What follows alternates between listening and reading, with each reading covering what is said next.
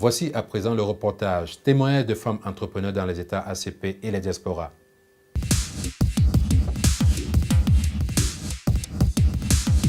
Vous dirigez alors une organisation quand même qui représente 15 pays de l'Afrique de l'Ouest. Quelles sont les difficultés que les femmes entrepreneurs ont pour avoir par exemple accès au crédit, pour avoir accès aux appels d'offres? Quelles sont les difficultés que vous avez concrètement? Vous savez que les femmes entrepreneurs opèrent généralement dans le secteur informel. C'est vrai, nous avons des femmes dans le secteur formel, mais elles sont très peu nombreuses. Évidemment, quand vous êtes dans l'informel, vous êtes invisible. Donc les statistiques de nos pays ne tiennent pas en compte tout ce qui est dans l'invisibilité, puisque vous êtes invisible, donc vous n'êtes pas pris en compte. Donc vos efforts pour participer donc à la production du produit national brut n'est pas reconnu. Alors si on est dans l'informel, c'est tout à fait normal qu'on ne puisse pas participer, par exemple, aux appels d'offres. Puisque même pour participer aux appels d'offres, c'est une question de formation. Il faut être entraîné pour ça. On ne peut pas se lever pour aller. Et les peu de femmes qui opèrent dans le secteur formel, même n'arrivent pas à participer à ces appels d'offres-là. Et j'ai pris note hier dans les présentations que 2 pays seulement en Afrique, à savoir le Kenya et l'Afrique du Sud, sont les 2 seuls pays qui ont une politique de passation de marché en faveur des femmes. Ils ont imposé un quota de 30%. Mais qu'est-ce qui se passe? Au Kenya, par exemple, c'est un quota de 30% qui représente environ 270 millions de dollars. Mais sur ces 30% qui leur sont garantis, les femmes n'utilisent que 1%. Donc il y a un problème. Il y a un problème d'accompagnement, il y a un problème de mise à niveau des femmes et surtout aussi essayer d'aider les femmes à transiter du secteur informel vers le secteur formel. À propos, par exemple, de cette question d'accompagnement, de formation, vous personnellement, vous avez mis en place au niveau du Togo une start-up, si on veut le dire, qui s'appelle Innova. Oui. En quoi consiste cette structure? En fait, ce n'est pas une start-up, mais cette structure est un centre entrepreneurial des femmes d'affaires du Togo. Donc c'est une plateforme multiservice que nous offrons aux femmes entrepreneurs déjà en activité et aux jeunes filles porteuses de projets de création d'entreprises ou bien celles des entreprises qui sont en démarrage de pouvoir bénéficier de conseils pratiques, de formation entrepreneuriale, donc en management, en gestion des affaires, et aussi de montage, par exemple, des dossiers. Vous savez que pour aller prendre de l'argent de crédit à la banque, il faut présenter un plan d'affaires bien structuré. Sinon, le banquier, lui, et nous savons que les banques sont frileuses en matière de prêts aux femmes. Et donc, si vous arrivez là-bas avec un dossier non structuré, ça ne peut pas aller. Donc, nous, au niveau du centre, nous aidons les femmes à mettre en place donc, ce business plan pour qu'elles puissent obtenir du financement. Et nous avons aussi des conventions de partenariat avec certaines banques de la place pour que les dossiers qui sortent de chez nous, de ce centre-là, soient traités avec une faveur spéciale, puisqu'ils savent que ces femmes ont été accompagnées donc, du début de l'idée de la création d'entreprise jusqu'au moment où elles présentent leur dossier de financement. Oui, votre centre existe depuis alors 2015. Depuis 2015. Quel petit bilan vous pouvez faire déjà? Combien de femmes ont été aidées depuis que le Nous centre avons existe? à peu près 1000 femmes qui ont été formées, y compris des jeunes filles en fin de cycle dans les écoles privées de la place, puisque c'est celles qui vont devenir entrepreneurs. Et notre objectif que nous poursuivons, c'est en fait de faire de l'entrepreneuriat féminin au Togo un entrepreneuriat émergent et compétitif. Hier également, vous avez parlé de l'appui du gouvernement togolais pour accompagner les femmes. Vous avez notamment cité la question du FNFI, le Fonds national des finances inclusives. Oui. Mais on s'est rendu compte quand même que ce fonds donne un budget équivalent à peu près à 50 euros. Est-ce que 50 euros peuvent sortir des femmes des difficultés à monter des entreprises, par exemple? Oui, c'est ce que nous pensons. Au départ, nous l'avons pensé tous. Mais les 50 euros, si c'est bien organisé, bien structuré, et il y a des femmes qui sont quand même arrivées à sortir quelque chose avec ces 30 000 francs CFA. ce n'est pas une entreprise qu'elles créent, mais c'est des femmes, surtout c'est des femmes au niveau rural. C'est des fonds pour des femmes à la base. Donc, c'est des petites activités, elles ont commencé avec des toutes petites activités, donc bien structurées.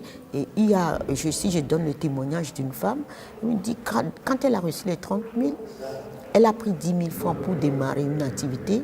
Elle a pris 10 000, elle a donné à son mari pour que lui aussi commence une activité. Avec les 10 000 autres, elle a acheté tout ce qu'il faut. Et aujourd'hui, elle est fière, ces 30 000 sont devenus un grand capital pour elle. Et c'est comme ça qu'elle a démarré. C'est quand même des cas qui sont rares. Oui, mais c'est vraiment, je veux dire qu'il faut une volonté de vouloir réussir. Parce que même les 30 000 sont difficiles à trouver au niveau de la zone rurale. Mais si on vous donne 30 000, c'est comme donner 3 millions à quelqu'un qui est en ville. Vous voyez? Donc ces femmes ont la notion, elles connaissent vraiment le prix. Comment utiliser l'argent à bon escient. Et je pense que ce n'est pas beaucoup, mais ça aide. Ça aide, ça a commencé à aider. Et ce n'est pas seulement le FNFI, puisque le Fayage aussi donne des fonds. Et pour les fonds, c'est à partir de 2 503 millions. Mais il y a aussi la GRICEF, c'est des fonds pour ceux qui sont en agriculture. Et là, c'est un montant beaucoup plus élevé à partir de 5 millions. Donc, il y a beaucoup d'initiatives. Il y a un écosystème qui est mis en place pour vraiment accompagner les entrepreneurs dans notre pays.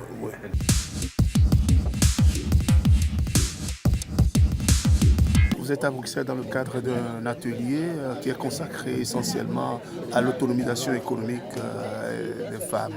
Et vous venez du Cameroun. Qu'est-ce que ça revêt? Quelle importance revêt pour vous cet atelier pour le Cameroun? Merci monsieur déjà pour cette entrevue. Et effectivement, la question de renforcement des capacités économiques des femmes se pose en Afrique, surtout en Afrique centrale et plus particulièrement au Cameroun, parce qu'on s'est rendu compte qu'au Cameroun, avec ECAM 4, à partir des résultats des CAM 4, on s'est rendu compte que le taux de pauvreté a augmenté en zone rurale et les femmes qui sont en majorité dans ces zones sont plus affectées par la pauvreté. Alors, il est donc important pour les gouvernements de promouvoir des politiques volontaristes pour renforcer les capacités des femmes, d'investir plus au niveau des entreprises agricoles féminines, au niveau des organisations des femmes. Et pour cela, il faut favoriser le financement, l'accès au financement, parce que c'est l'épineux problème. Justement, à ce sujet, vous avez parlé hier, vous avez plaidé pour qu'il y ait un guichet au niveau des banques pour que les femmes puissent avoir accès plus facilement au crédit, surtout les femmes rurales. En quoi consiste ce plaidoyer que vous avez fait? Pourquoi vous avez fait ce plaidoyer? C'est parce qu'il y a eu vous avez remarqué des obstacles sur le terrain? Oui, effectivement, il y a beaucoup d'obstacles sur le terrain. Les femmes rencontrent beaucoup de difficultés sur le financement. Elles n'ont pas facilement accès au financement, elles n'ont pas accès au crédit. Surtout les femmes rurales, elles n'ont pas de garantie et puis les programmes des gouvernements, les programmes en direction du monde rural, c'est des programmes monsieur tout le monde, donc il n'y a pas de programme ou de projet dédié spécifiquement à la femme rurale. Donc il y a ce problème qui se pose, les femmes ont des difficultés d'accès au crédit, ils ont des difficultés d'accès au financement. Et c'est pour cette raison. On leur demande en contrepartie, par exemple, des garanties? Oui, on leur demande des garanties. Elles n'ont pas, c'est aussi comme l'accès à la terre. Donc, elles n'ont pas de garantie. Et puis, elles sont beaucoup marginalisées au niveau des lignes de crédit. Et face à cette difficulté, nous pensons qu'il était important de faire un plaidoyer, de poursuivre le plaidoyer au niveau des ACP, d'ouvrir un guichet spécifique, un guichet de financement spécifique aux femmes, et surtout aux femmes rurales, d'ouvrir une ligne de financement pour les femmes. Pensez-vous par rapport à vos expériences sur le terrain que l'ouverture de ce guichet est possible, surtout au niveau des banques qui sont réticentes? Oui, le problème avec des banques, c'est que les banques ont un taux d'intérêt très, très, très élevé. ils utilisent les instruments financiers non adaptés au milieu rural et non adaptés à cette catégorie d'acteurs qui sont des femmes et qui œuvrent à 70% dans le domaine agricole. Et donc, c'est très important pour ces guichets spécifiques d'avoir des lignes de crédit et d'adapter les outils de financement pour les femmes et aussi à un taux d'intérêt qui soit accessible, quasi nul. Parce que, par exemple, j'ai présenté un exemple, une étude de cas sur une coopérative de femmes au Cameroun qui a mis en place une stratégie de mobilisation de ressources internes en mettant un système d'épargne de crédit à un taux d'intérêt annuel de 4% pour le financement des activités tout au long de la chaîne de valeur manioc. Donc, oui, justement, à propos de ça, vous avez parlé d'une expérience de transformation du manioc. Pouvez-vous nous parler un peu brièvement de cette expérience qui pourra peut-être servir aussi dans d'autres pays de la sous-région ou bien dans d'autres régions en Afrique où ils produisent du manioc? Oui, le manioc est une mine d'or. On a découvert à travers cette coopérative, la Sokomapa, qui est dirigée par Madame Sylhélène Mama Douala, qu'on connaît partout au Cameroun, qui a développé un business model sur la chaîne de valeur manioc. Donc, et ils ont mis l'accent sur la transformation de leur production. Et ils transforment le manioc à plusieurs produits dérivés. Et parmi ces produits dérivés, parce que vous savez, le manioc a 42 sous-produits dérivés et elles transforment le manioc en chips, en biscuits, en gari, en farine panifiable, en spaghettis, en jus, en alcool. Donc, il y a plein de produits, des feuilles, de la racine à la feuille. Tout le manioc est transformé, valorisé et cette transformation leur permet d'apporter une valeur ajoutée et cette valeur ajoutée leur permet de redistribuer auprès des membres et d'améliorer leurs conditions de vie et surtout leurs revenus. Oui, mais est-ce que Maman Douala dont vous parlez, est-ce qu'elle a bénéficié des sources de financement pour monter cette structure, cette coopérative? Non. Cette organisation existe depuis 2004 et elle a commencé petit à petit et puis aujourd'hui elle a développé, cette coopérative a développé des stratégies de financement interne à travers donc ce système d'épargne de crédit interne et puis et à travers également d'autres activités, des services que la coopérative offre à ses membres. Cette coopérative, la Sokomapa, n'a jamais bénéficié d'un appui de l'État ni d'autres partenaires techniques en dehors du CTIA qui a permis de documenter cette étude de cas et le CTIA également qui a permis de mettre en lien cette coopérative avec une banque locale pour améliorer son système d'épargne. Je vous remercie, madame. C'est moi qui vous remercie. On espère que votre plaidoyer sera entendu. Nous l'espérons vivement. Merci. Merci.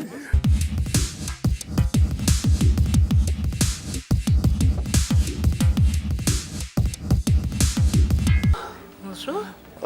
Nous venons au terme d'un atelier qui a duré 2 jours, qui est essentiellement consacré à l'autonomisation économique des femmes en Afrique. En tant que femme de la diaspora, est-ce que ça vous arrive d'avoir des idées de femmes entrepreneurs? Oui, tout à fait. C'est très important de créer des ponts entre les femmes de la diaspora et les femmes du continent pour pouvoir créer des synergies, des opportunités de développement économique. On le sait que ces dynamiques vont tout à fait dans les deux sens et l'idée étant de pouvoir vraiment créer une plateforme où il y a des échanges qui se créent pour l'autonomisation, l'autodétermination et pour avoir plus d'égalité en termes économiques, sociaux et politiques puisqu'on le sait que tout est interrelié. Alors, durant les 2 jours, les conclusions qui sont sorties font plutôt état du fait que c'est difficile pour les femmes aujourd'hui d'avoir accès au crédit pour monter leurs entreprises. Est-ce que ça a été c'est le cas aussi au niveau de la diaspora? Exactement, c'est très difficile pour les femmes de créer leur entreprise parce que nous sommes confrontés à un double plafond de verre, d'une part lié à notre genre en tant que femme et d'autre part lié à notre appartenance ethno-raciale en tant que femme africaine. Et donc on se trouve à l'intersection de différentes discriminations et donc nous devons faire doublement des efforts pour pouvoir pallier à ces obstacles et donc redoubler d'énergie et de force pour pouvoir mettre en place nos projets et être entrepreneuse dans tout ce que nous lançons. Alors comment vous, à votre niveau, vous avez fait pour pouvoir monter votre entreprise par exemple? Alors moi j'ai eu la chance d'être encadrée, j'ai eu des femmes mentors autour de moi, notamment ma maman qui m'a soutenue dans tout ce que j'entreprends. Et donc c'est vrai que ça fait la différence. Et donc à travers ma plateforme, notamment Black Women Rock, c'est ce que j'essaye de mettre en place, des synergies, faire de la mise en réseau des femmes dynamiques, motivantes et inspirantes pour pouvoir travailler, s'encourager. Et l'expérience de nos aînés est primordiale pour pouvoir se lancer, nous, la nouvelle génération. Parce que toute seule, c'est difficile d'obtenir un résultat qui s'inscrit dans la pérennité, en fait. Alors comment est-ce que vous arrivez alors à faire le pont entre cette diaspora qui est au nord et surtout les femmes qui sont au sud, puisqu'on a besoin plus de coaching pour les femmes du sud en termes de formation, en termes de renforcement des capacités. On a besoin. Comment vous faites alors ce pont-là entre le nord, où vous avez certainement acquis des capacités, comment vous faites ce pont pour pouvoir les aider au sud? Alors moi j'ai la chance à travers le réseau que ma maman a mis en place grâce à l'Ethno-Tendance Fashion Week Brussels et notre structure Tendance.com, d'avoir des liens privilégiés avec des femmes très entreprenantes sur le continent, notamment Adam à Paris, de la Dakar Fashion Week, également Rachel qui au Congo lance le forum sur le bien-être de la femme congolaise. Donc ça permet d'établir des liens de façon plus efficace et efficiente. Et concrètement, qu'est-ce que vous avez déjà fait dans ce domaine? Concrètement, dans ce domaine-là, nous sommes partis lors du forum du bien-être de la femme congolaise pour partager notre expérience, notre expertise, mais ça s'inscrit vraiment dans une dynamique qui va dans les deux sens parce que les femmes de là-bas ont beaucoup à nous apprendre. Elles ont une expertise sur les thématiques qui concernent les femmes vraiment très pointues. Donc moi, je suis ressortie par exemple de ce forum où j'étais intervenante en tant qu'activiste féministe, mais également anthroposociologue spécialisée dans la question du genre et des femmes. Ça a été un enrichissement parce que vraiment, ces femmes ont une expérience de terrain. Elles connaissent parfaitement les problématiques, les dynamiques qui concernent les femmes afrodescendantes sur le continent. Et donc, je pense que c'est plus nous qui nous enrichissons de leur expérience que nous qui apportons. Et oui, ici au sein de la diaspora, est-ce que vous arrivez à canaliser toutes les synergies auprès de vous pour pouvoir aller de l'avant? C'est pas difficile de faire changer les mentalités? Quand on sait que la plupart des gens de la diaspora, ils sont d'abord nés en Afrique, ont grandi en Afrique avant d'intégrer les milieux du Nord. Est-ce que c'est pas difficile de créer cette synergie autour de vous? Oui, c'est pas évident, mais enfin, il y a des personnes, je pense, qui font ce relais. Les personnes comme moi, qui sont très attachées à leur continent, à leur appartenance, leur origine, et qui, d'autre part, sont nées ici. Donc, on est vraiment des personnes qui avons ces doubles cultures et qui créons très facilement ces ponts. Et donc, c'est intéressant aussi en termes de réseau, de mobilisation, de contact, pour pouvoir établir ces liens. Parce que je reviens sur ces liens transnationaux qui, eux, sont vraiment porteurs d'avenir et d'espoir pour le développement économique et socio-professionnel de toutes ces femmes, que ce soit d'ici et d'à là-bas. Alors, c'est quoi alors le futur pour votre entreprise? Alors, le futur pour mon entreprise, c'est d'une part continuer à développer tout ce que je fais ici. Alors, nous, avec notre structure, l'Ethno-Tendance Fashion Week Brussels, ma sœur a déménagé au Congo. Donc, elle a fait, c'est une ripate, comme on dit. Donc, elle a quitté la Belgique où elle a évolué, grandi, où elle a été formée. Et donc, elle exerce là-bas. Alors, on crée déjà des liens pour établir toute une série de nos activités là-bas, donc au Congo. Donc, elle reprend déjà le relais depuis maintenant 6 mois et on continue dans ce sens-là. Madame, je vous remercie. Merci à vous, merci à Bip Media pour le beau travail que vous faites. Merci. Merci.